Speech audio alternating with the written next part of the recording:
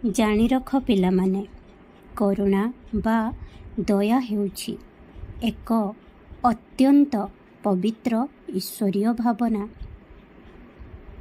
ଯେଉଁମାନେ ସମସ୍ତ ଜୀବ ଏବଂ ସମଗ୍ର ସୃଷ୍ଟି ପ୍ରତି ଦୟାଭାବ ରଖନ୍ତି, ସେମାନଙ୍କର ହୃଦୟ ସୁନା ସଦୃଶ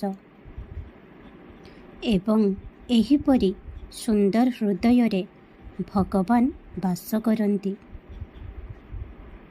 ମୁଁ ତୁମ ବାବା ସେଇଠାରେ ହିଁ ବାସ କରେ। ତାହା ମୋର ଘର ଅଟେ।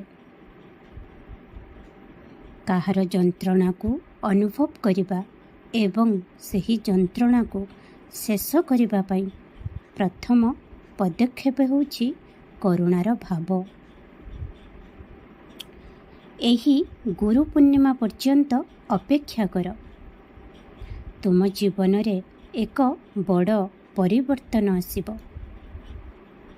ଏବଂ ହଁ, ତୁମେ ଏହା ଭାବ ନାହିଁ ଯେ ତୁମର ବାବା ତୁମକୁ ଏମିତି ସେମିତି କିଛି କହୁଛନ୍ତି।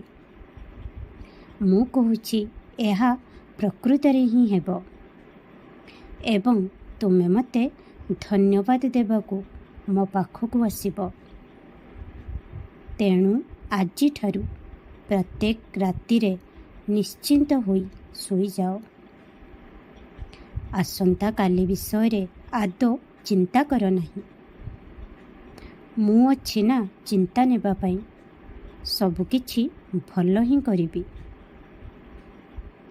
ତୁମର ନିକଟସ୍ଥ ମନ୍ଦିରକୁ ଯାଅ ଏବଂ ଏକ ନଡ଼ିଆ ଅର୍ପଣ କର। କିଛି ସମୟ ବସ। ରାମକୃଷ୍ଣ ହରି ଜପ କର।